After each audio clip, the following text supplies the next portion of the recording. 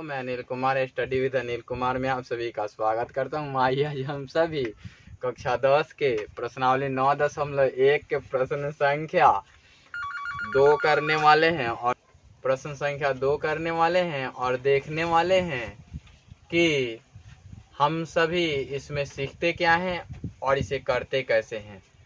आइए देखते हैं और समझते हैं। जैसा कि पीपीटी लगा हुआ है, देखिए पीपीटी आप देख सकते हैं। मैं पढ़ रहा हूँ। प्रश्न कहता है कि आंधी आने पर एक पेड़ टूट जाता है। आंधी आने के बाद, और टूटा हुआ भाग इस तरह मुड़ जाता है कि पेड़ का शिखर जमीन से छूने लगता है और इसके साथ 30 डिग्री का कोण बनाता है। पेड़ के पाद बिंदु की दूरी जहां पेड़ के शिखर जमीन को छूता है 8 मीटर है, तो पेड़ की ऊंचाई ज्ञात करनी है। तो आइए मैं लिखता हूं 2 नंबर के लिए हल। पहले तो दिया है, क्या क्या दिया है।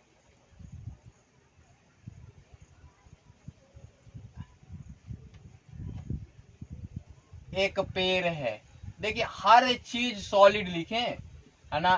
पेड़ है, पूर्ण विराम। और क्या लिखें, आंधी आने पर पेड़ कुछ ऊंचाई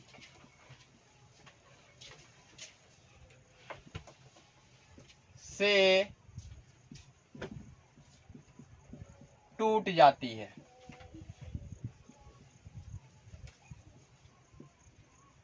पेड़ के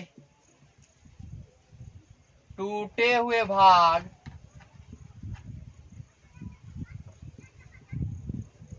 के शीर्ष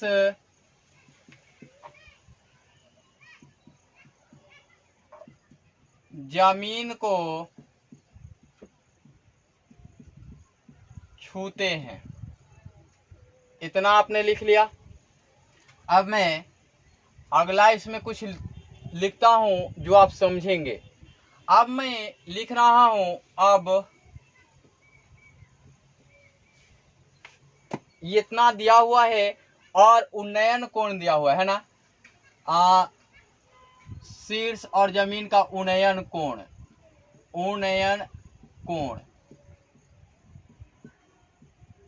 कितना डिग्री है, 30 डिग्री है, ये दिया हुआ है। अब मैं कर रहा हूं कि माना कि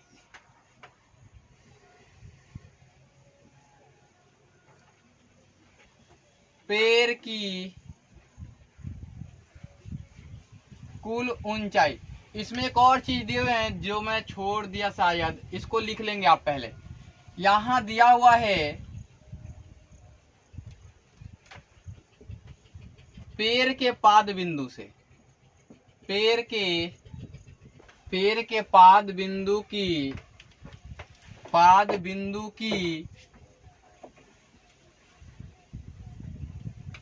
शिखर से दूरी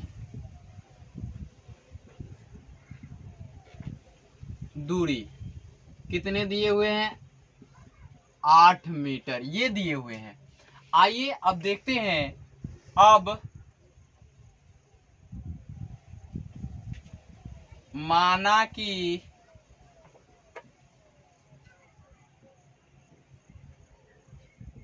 पेड़ की ऊंचाई बराबर ए से बी तक पेड़ की ऊंचाई है ना। उसके बाद पेड़ की टूटी हुई भाग की ऊंचाई बराबर AC, अर्थात कि पेड़ कहां से टूटा, सी भाग से टूट गया है। टूटी हुई भाग की ऊंचाई AC मान लिया आपने। उसके बाद रचना बनाऊंगा मैं, और जिस बिंदु पर लगता है शिखर टूटे हुए भाग मुड़ने के बाद जिससे लगता है वो बिंदु क्या होगी, तो पेड़ के टूटे हुए भाग का शीर्ष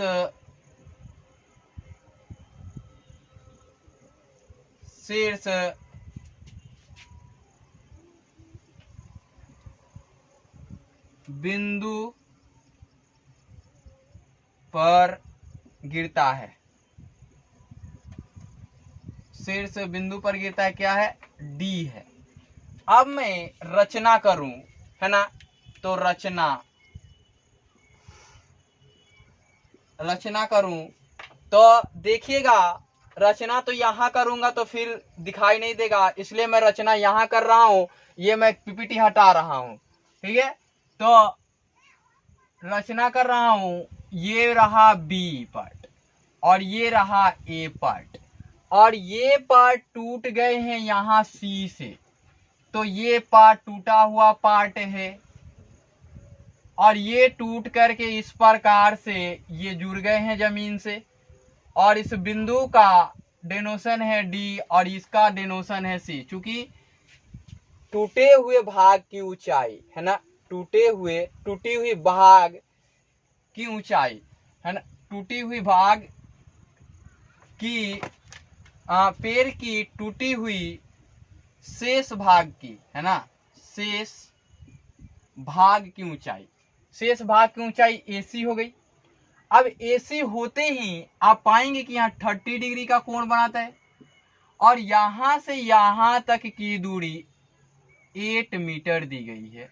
8 मीटर दी गई है ना जी, हाँ 8 मीटर ही दी गई है। तो आपको अब दिख गया होगा कि इसकी हाइट निकालने के लिए आपको ये पार्ट और ये पार्ट फाइंड आउट करने होंगे, क्योंकि ये वाला पार्ट यही तो मुड़ा है ना। तो एक बार आप इंप्लीमेंटेशन करेंगे, अब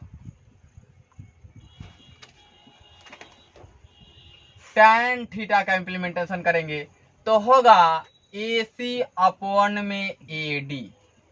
अब tan 30 डिग्री या tan 30 degree equal to AC upon में 8 मीटर, मीटर नहीं लिख रहा हूं, यहां हो जाएंगे 1 अपॉन में √3, और हो जाएंगे AC अपॉन में 8। चूंकि tan 30 डिग्री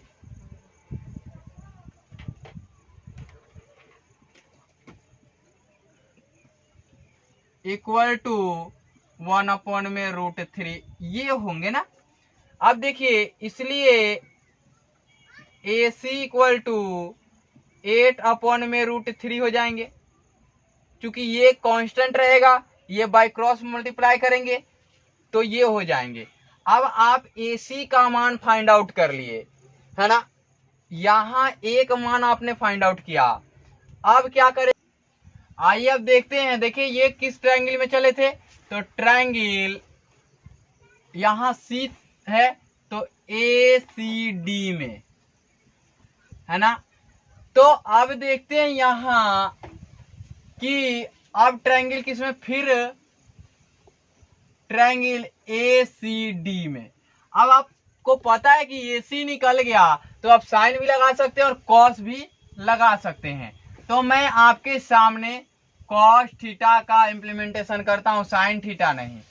और कॉस थीटा का इंप्लीमेंटेशन इसलिए कर रहा हूं ताकि कैलकुलेशन अवॉइड कर सकूं। आप चाहें तो साइन थीटा का भी इंप्लीमेंटेशन कर सकते हैं, कोई दिक्कत नहीं है। तो इसके लिए होंगे